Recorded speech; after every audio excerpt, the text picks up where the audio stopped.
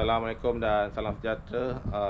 Esok saya akan masuk hutan simpan untuk cek tempat yang saya lepaskan ikan beta Persephone tahun 2016 dulu. Saya pindah sebab tempat habitat yang dekat paya kopi ni tanah milikan peribadi, persendirian punya tanah. So dia nak bangunkan tempat tu, so saya terpaksa pindahkan ikan-ikan yang ada dekat paya tu daripada mati. Dan saya berjaya lah pindahkan lebih kurang 1000 ekor kawan baik saya, si Adi tu, dengan adalah kawan-kawan lain juga yang tolong. So saya dah diberi keizinan untuk masuk hutan simpan. Esok saya akan bawa satu kawan ni, orang kampung sana yang berhampiran dengan hutan simpan ni. Dia pernah masuk hutan ni dan bawa kawan-kawan dia sauk dekat sana. Memang salah, tapi benda dah lepas tu lantak lah kan. Cuma saya nak pastikan adakah tempat yang dia sauk ada salah satu tempat yang saya lepaskan ikan. Kalau sama, memang kecewa lah. So esok kita tengoklah apa jawapannya. Okey, esok kita jumpa.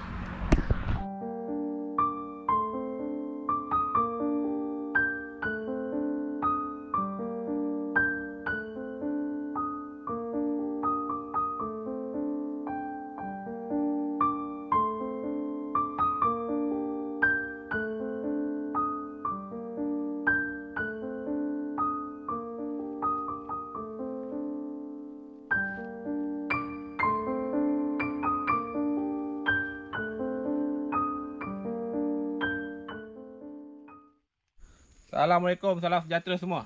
Okey, sekarang saya ada dekat tempat dulu saya lepaskan ikan beta Persephone dari kebun orang yang musnah tu.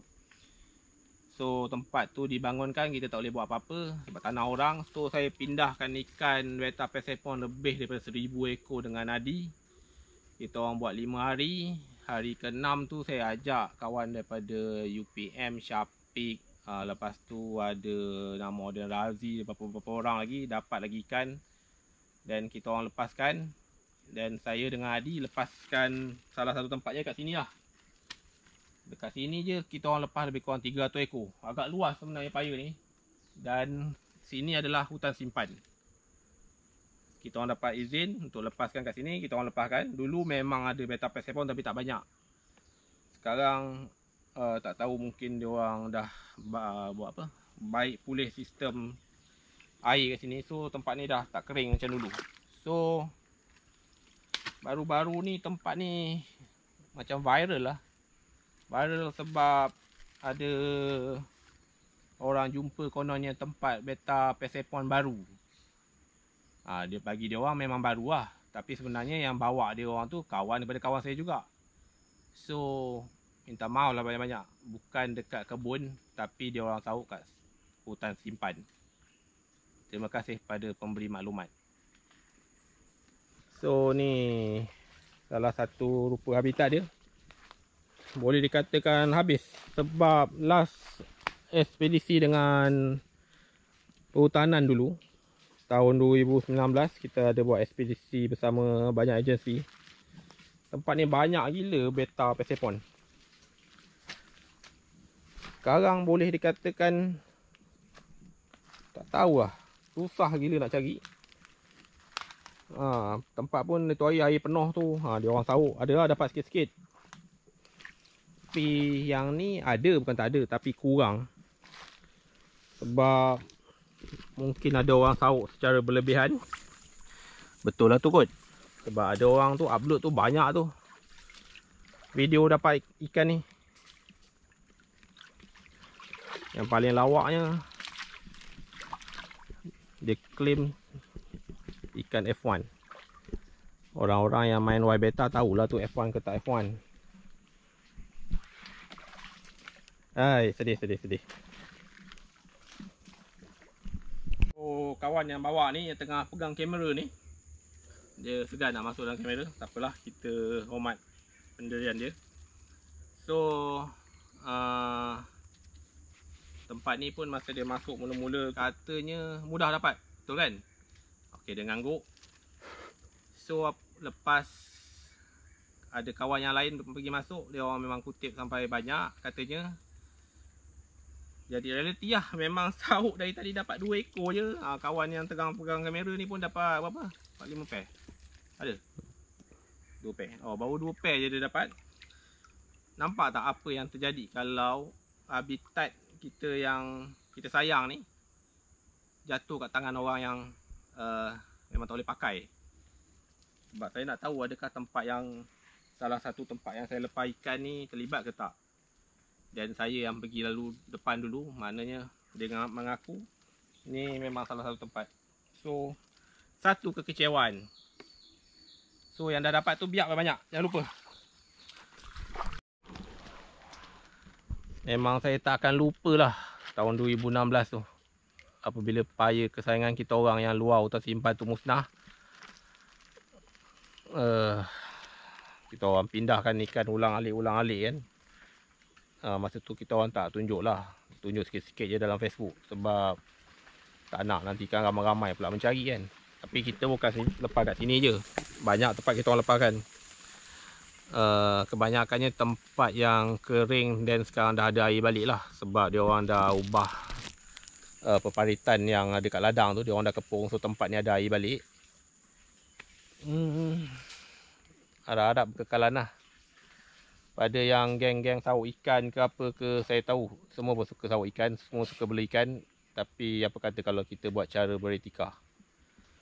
Hati-hati bawa kawan, jangan sampai dapat kawan yang anggap tempat ni macam tanah pakcik dia.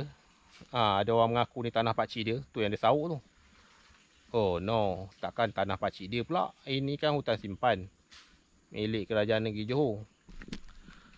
So harap-harap pendedahan ni dapat membuka mata orang. Sama-sama kita main ikan cara yang baik. Saya mungkin bukan pemain ikan, bukan orang yang masuk pertandingan apa semua, tapi saya hormat semua rakan-rakan saya. Saya tahu dia orang punya minat. Cuma kita nak buat cara yang betul lah. Harap-harap jugalah persatuan-persatuan macam Wybeta Lover, Malaysian Wybeta Society apa semua tu dapat membantu membiakkan ikan. Begitu juga dengan geng-geng individu ke apa semua, sawuk yang ada baka ni biarkanlah. Sebab saya tahu baka ni sekarang dah viral pun dah ada banyak orang dapat, sebab ada orang jual. Tapi no problem, ada juga baiknya. So orang dah dapat ikan tu, so biak banyak-banyak. Betul-betul rosak habitat ni. Tak tahulah berapa lama lagi boleh pulih. Tengok kalau orang terlalu pijak, macam ni jadi dia. Ada macam keladak timbul.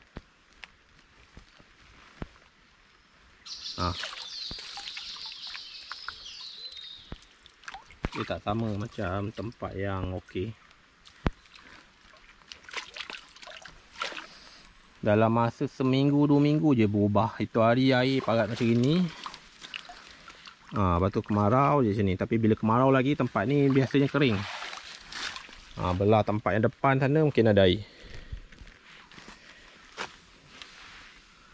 So tempat macam ni memang penting untuk serapan air, untuk tebatan banjir. Salah satu fungsi dia lagi untuk menyerap karbon dioksida kalau tak salah saya.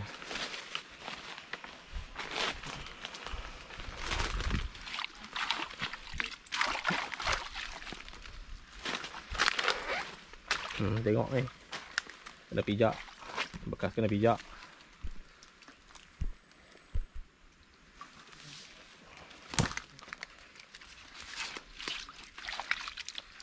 Oh rosak oi. Betul-betul nak cari satu baka pun susah. Memang berbeza. Terlalu berbeza. Kalau tak dulu sauk macam ni je dapat. Sauk macam ni je dapat. Dapat seekor nasib baik. Kita ambil. Nak tunjukkan korang. Dilepas balik. Sebab saya dah tak nak lah ikan ni. Malas. Cukup dah dulu lepas sampai 1000 ekor. Kalau nak percaya, percaya. Tak nak percaya pun tak boleh buat apa lah. Tapi ramai saksi, ramai kawan yang terlibat. So, saya dah jalankan tanggungjawab saya.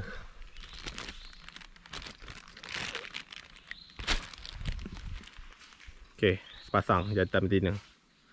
Yang satu lagi ni tomokolum.